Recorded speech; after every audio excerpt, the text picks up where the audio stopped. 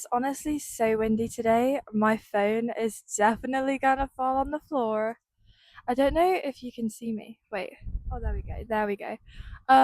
What are we doing outside? What the heck is going on? Um, yeah.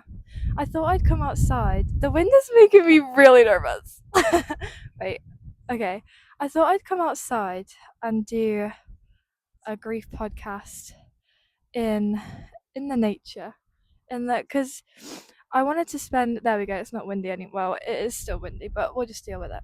I wanted to start spending more time outside, um, and like reconnect with the trees, um, because I keep talking about like my spirituality and like thinking about you know, Mother Nature and whatnot, but I'm not connected with her at all. So I thought it would be like a really nice idea to come out. It's a lovely day. It's very windy, as you can probably tell, but it's a lovely day. I'm sat under this gorgeous tree.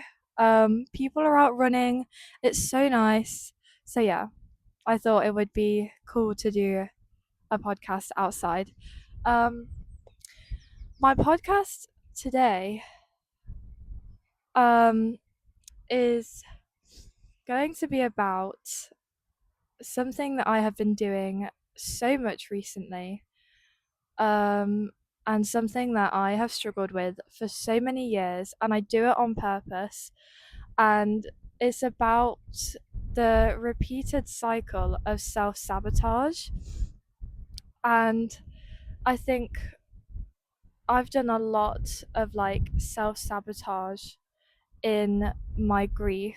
I'm getting really nervous because there's like a group of people and I don't know. Embarrassment is a choice, and I'm choosing not to be embarrassed. Whatever.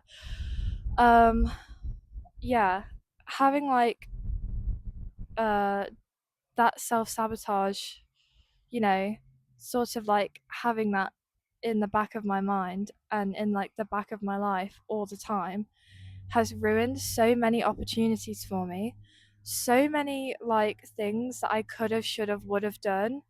And like, I've loved people and I've pushed them away because I just do this thing where I'm like, I'm not good enough. So, and I don't deserve to do this. I don't deserve to have this. I don't deserve to be with you. And it's no more, guys, no more.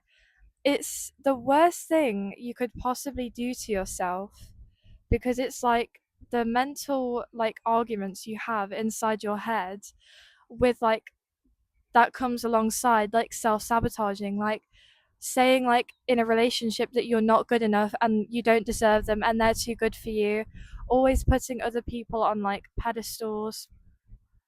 And I did this so much.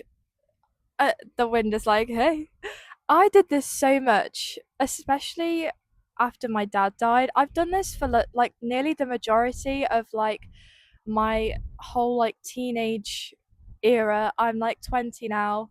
So like it's time to move on. It's time to like not self-sabotage anymore. It's time to truly believe that you deserve so much good in your life, and like you deserve so much love. You deserve everything. Like you are literally, yeah, you're a human being and you deserve to be treated like one. So yeah, I keep going on like rambling sessions, whatever, but I'm gonna talk about my experiences with self sabotage, and then talk about the things that I want to do for future me so I can live a happy and like fulfilled life. So, one of the biggest things I've experienced with my like self sabotage is feeling like I'm not good enough to go and do something and like change my life. Like, go and do, like, every time I apply for a job, I think I'm going to be so like shit at this. I'm going to be so bad. Oh my gosh, they're all going to think I'm like really bad at my job. I'm not good enough. Like, really just putting myself down and making myself believe that like you're never gonna do this, you're never gonna be good enough, you're never gonna get this job, like rah rah rah. And it's like, yeah, you're never going to get this job because you literally are telling yourself that you're not going to get this job, you're not going to do this thing. And like I would tell myself all the time that like, oh, your CV is rubbish, like you're rubbish, you're not good at anything. I would literally tell myself, you're so bad at everything, you're not good at anything. Like I am my own worst enemy, I'm my own worst bully. And it made me so freaking depressed. Honestly, it made me hate myself so much. Like, I genuinely, every day, I felt terrible about myself. And, like, I literally, it would like seep into like all different aspects of my life, like my love life, my family, myself, my friendships, my work, my like studies. Everything I tell myself, it was never good. It was never like positive, and I would then like rub that on other people so that they could fix it. I would be like, I'm I don't feel good enough. Please help me, save me. Like, girl, no one's gonna save you. Like, no one is going. You're the only one that can stop your self sabotage. There's a reason why it's called self sabotage because you're doing it to yourself. But yeah, I've missed so many amazing opportunities because I just told myself that you just can't do it, Alicia. You just can't do it. You're rubbish. And it's this internal monologue that I've created like over the years from things that I have been told by family members, by like ex-boyfriends, um like people in secondary school, teachers. um my hair is actually going to be so greasy when I go back home. um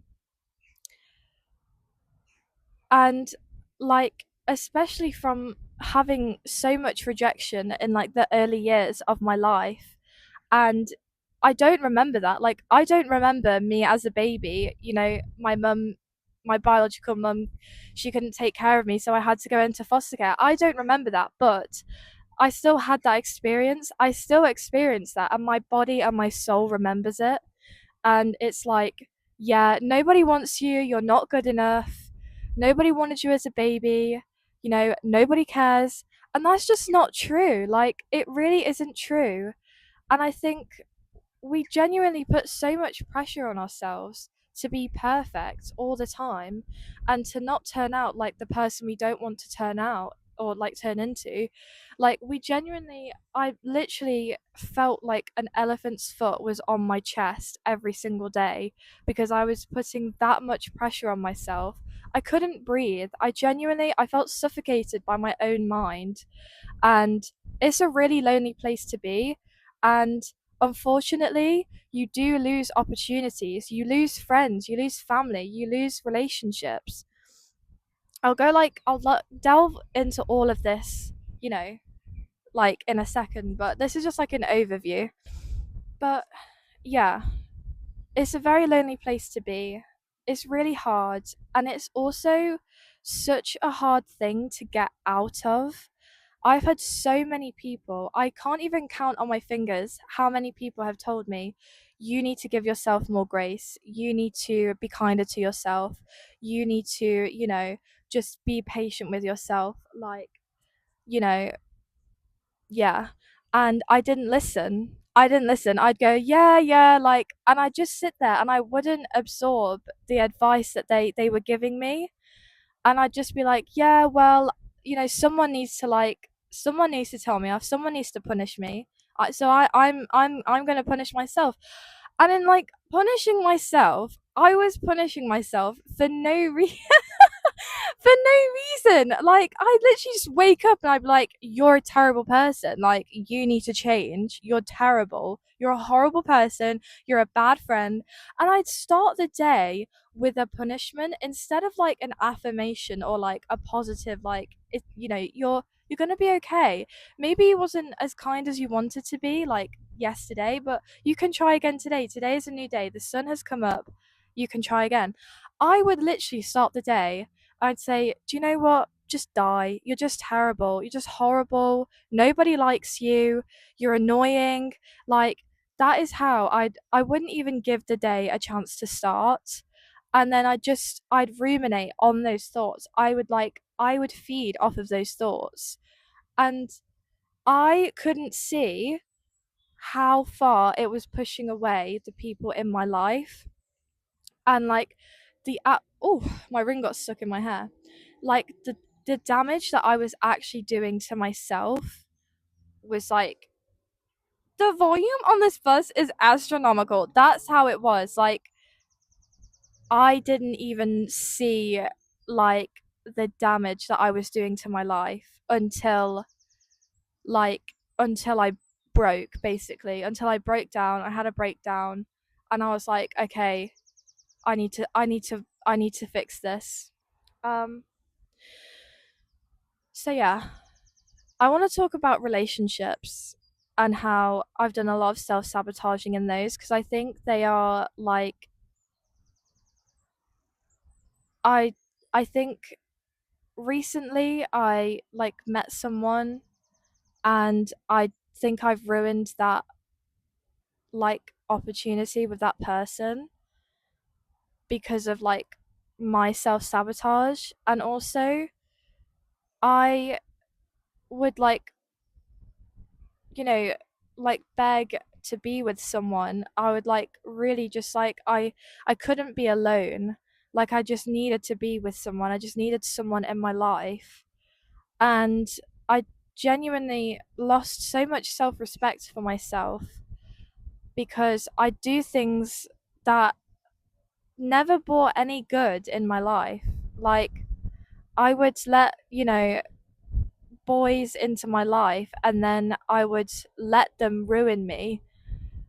Not like I've never been like, I've never had a boyfriend that's been like a bad boyfriend, but I just let them like behave the way they shouldn't. And I would just lose self-respect, like, and I'd just be like, it's okay, I deserve this. You deserve what? Like, what the heck? um I feel like I'm not making a lot of sense, but for example, if like I had a boyfriend that would make a lot of comments about my weight and my body, and because I wasn't eating well at the time, because I was like going through some stuff, I would tell myself that like, he's actually right, and like, I do deserve this because, he's going to hold me accountable for like the way I am. No, no, no, no, no, no, no, no, no, no, no, no, no, no, no, no. He called me fat. He called me fat like probably every day. He called me fugly. Um, yeah. That giggle was so unserious. Like, he told me that I should jump in front of a train because it'd make his life easier. Guys. And I stayed in that relationship because I enjoyed that idea of like being hurt, because then I had something to like, I had another experience and I had another thing to be sad about, which is crazy to like admit out loud, that I'd let people hurt me because then I can sit in that sadness for longer, because that being in that sadness was a really comfortable place. I would allow people to just say whatever they wanted to say and behave however they wanted to behave. And I would be, I'd go and I'd talk to teachers and counselors, and I'd say, I don't let anyone walk over all over me. And I did. I really, really did. And I pretended to like have this strong persona and be like, yeah, you know, I am really strong. When in fact, I wasn't, because I was staying in a place that I had outgrown, and I was staying in a place that wasn't safe for me anymore. Um, and going back to this person I had met recently, um, there's a whole lot. There's a little doggy coming. Please come over to me, please. Oh my gosh. Oh my gosh. Oh my gosh. Oh my gosh. Oh, it's not coming over. Doggy, come over here. Okay, I look like a weirdo. Um, yeah, there's a lot to like this person that I have met recently. Um, and I think I met them in a time in my life that wasn't right. And I'm not saying right person, wrong time, because I don't believe in that. I believe that when you do find someone, and like even you could be in like the worst possible place in your life, I think the universe brings people into your life for a reason. And I think I can definitely see the reason to why this person was brought into my life. I have a lot of clarity about like my behavior and just, that self sabotage, because I self sabotaged so much in a really short space of time. And obviously, he went away, like, I pushed him away, and of course, he left. And I, like, I didn't understand why he was doing that. I was like, why is he doing this? And I can see it so clearly now. When someone is like every single day, I was like on the phone, I was like crying every day, I was upset about something, and I genuinely put so much emotional weight on top of him. And we like hadn't even been, you know, seeing each other for that long, and I already opened up the floodgates to like my inner world. And my inner world was not a nice place to be. It was not a nice My inner world was not a nice place to invite someone into, because it was so negative and it was so draining, not only for me but for others as well. And I didn't have enough self control to say, actually, I'm just going to be patient. I'm going to enjoy what we have right now and see where it goes in the future. But I clung on to him. I like, I clung on to him and I was like, you're not going anywhere. Like, I'm going to dump all of my emotional needs onto you and you're going to deal with them. And that's probably like one of the most horrible things I have ever done to someone.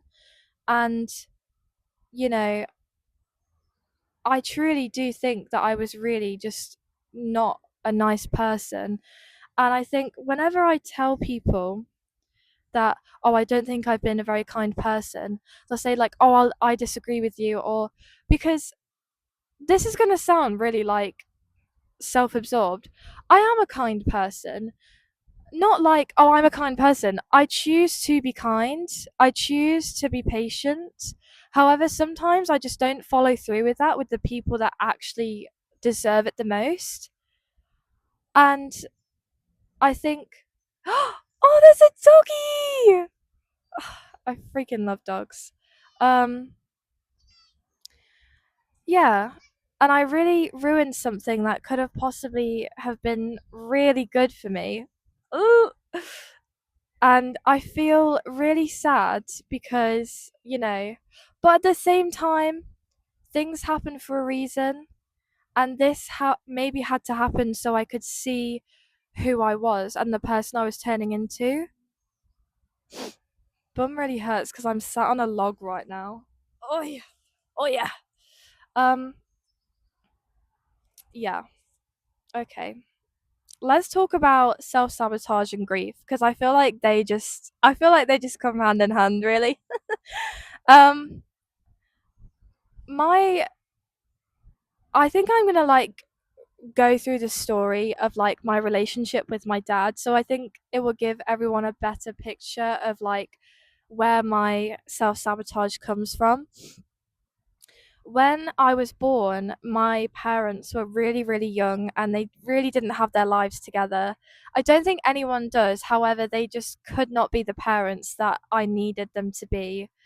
And so I went into foster care for 6 months until I was one. And I have the most amazing foster parents. Genuinely, they're like angels from heaven. I'm still in contact with them today. They have been such a positive, reliable force in my life. And, they've been nothing but supportive and caring. They've always been there for me. And I genuinely love them with all my heart. They are so amazing. I've got pins and needles in my vagina because I've been sat on this log for too long. I think I might move. No, it's fine. I'll just deal with it. Um, yeah. So I was in foster care, and then I was taken out of foster care by a family member, and I lived with them, and I grew up with them, and I was raised by them until I was 17. Um, Relationships with my family members throughout my life have always been really unstable. Biological family and, well, they're all my biological family. um, but it's just been really unstable, and I haven't formed very many positive relationships with quite a few of my family members. And throughout my childhood, my dad was like very in and out, flippant in my life. He would like come and go quite a lot, and sometimes he would just leave without an explanation, and that was so terrifying. It was so terrifying because I was like, why do people leave? Like, why do people go? I remember I have this such a sad like memory of me waiting at the windowsill in my house to see if my dad's car was coming down the road, and he never came. Guys, what the heck? He never came, and I remember I was so excited to get this like gift from him because he was going to give me like a cat, like a play pretend cat. And I remember just like waiting at the windowsill, and I was like, oh, is he going to come? Is he going to come? And he never came. He never came. And I think that was around my 13th birthday. Not really good with timelines. But I think that's when he like left. And then like after that, it was sort of, I didn't see him for a few years, and then I saw him and it was terrible.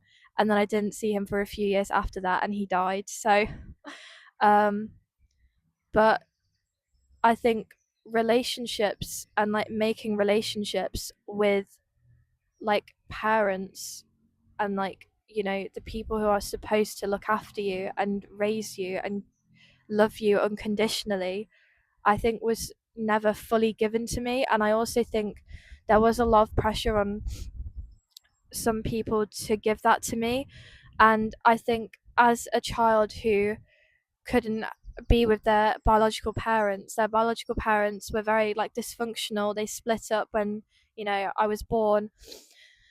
I think, and like being in foster care, children who have experienced that in their developmental years of their life need extra care.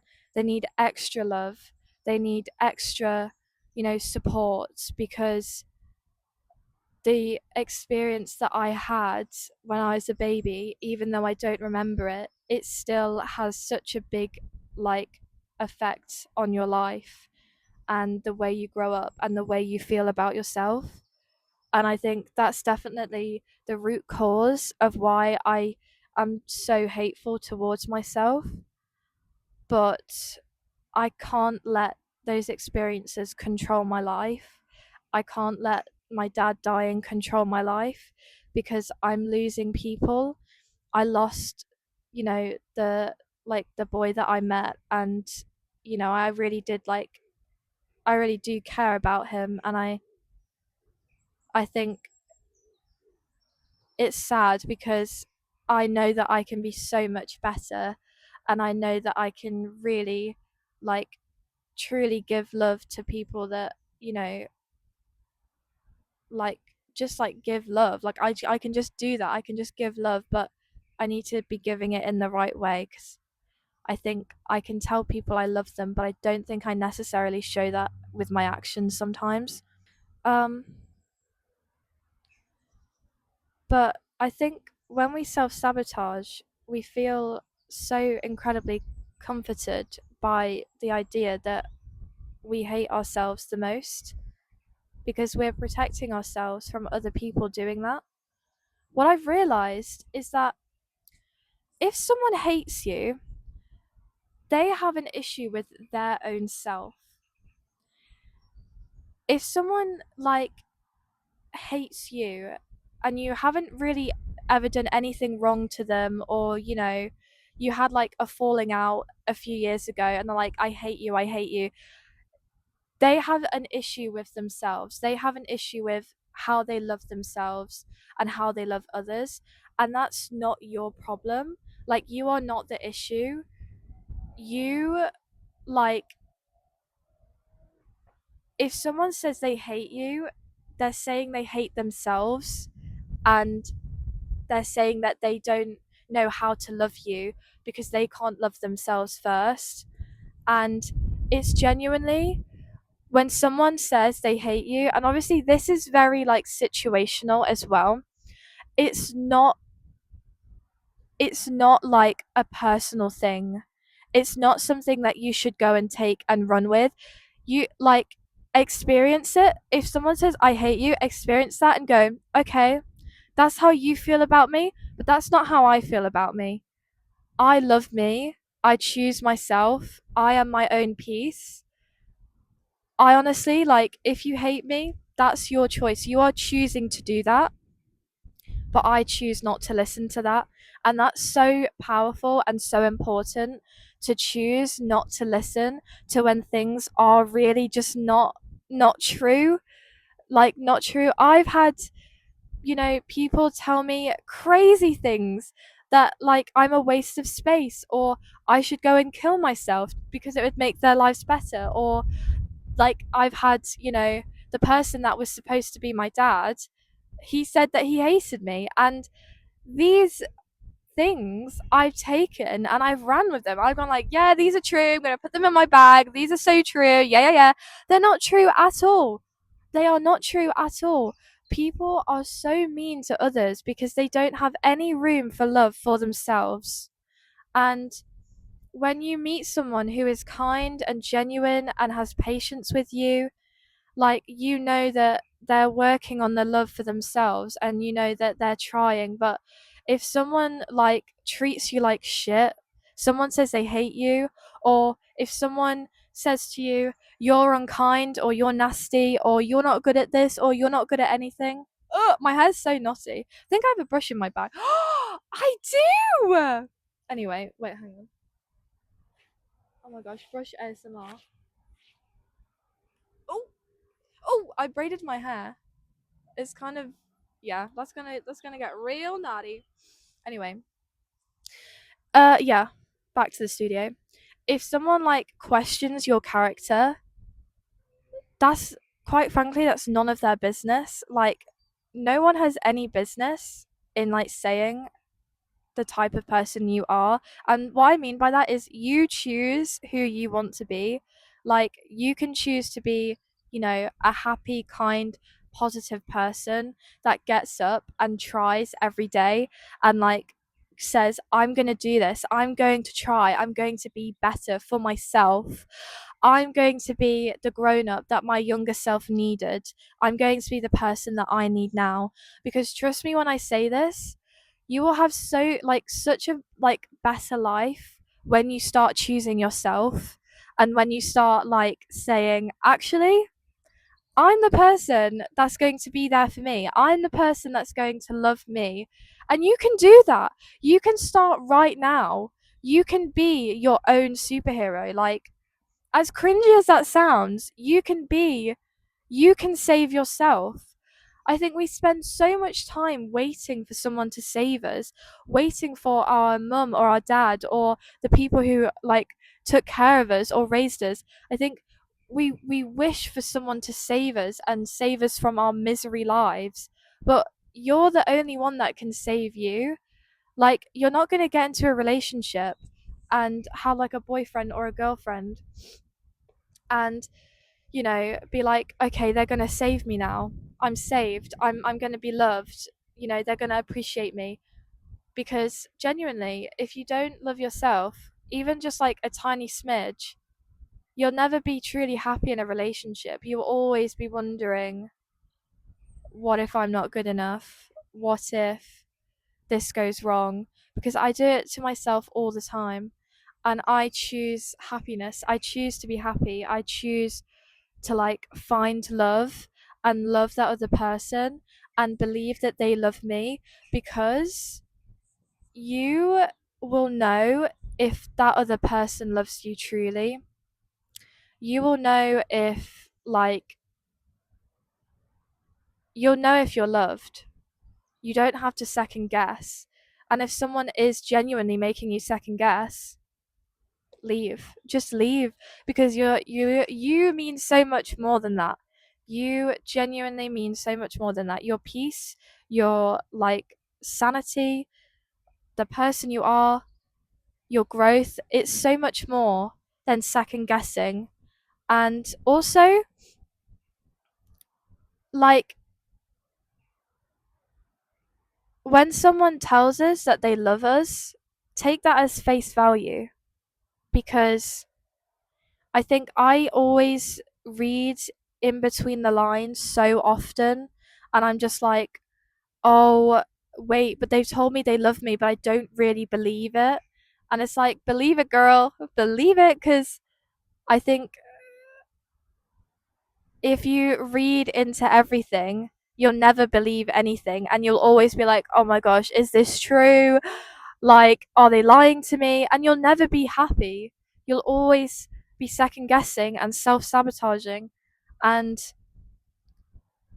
yeah, yeah.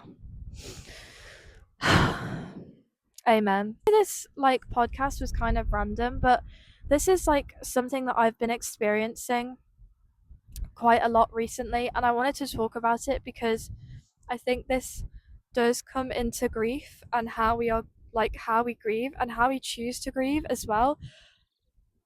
I thought like a bug was on my nail.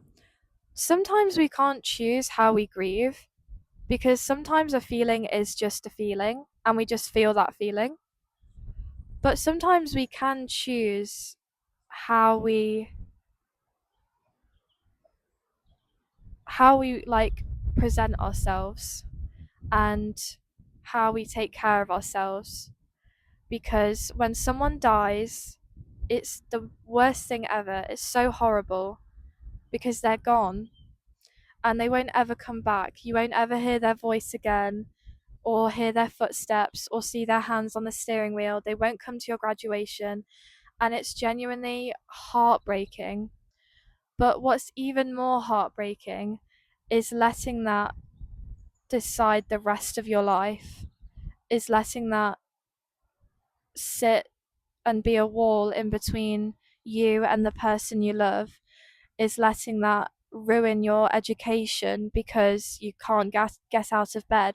And I'm saying this with love and respect as well, because from personal experience, I have I've missed a whole module at university because I couldn't get out of bed because my dad died. And I'm retaking second year, and I feel so scared. And I kept telling my best friend Sophie that I didn't want to fall through the cracks. I didn't want to, become that kind of person that just falls through the cracks, just slips through. And I was genuinely becoming that person. I wasn't ever reflecting on who I was, and I was being so incredibly selfish with, like, the way I loved people, and I wasn't listening. I wasn't present with my friends. I just left. Emotionally, I checked out of everything, and I'm checking back in now. I'm checking back in. Ah! I'm going to be vulnerable and happy and positive.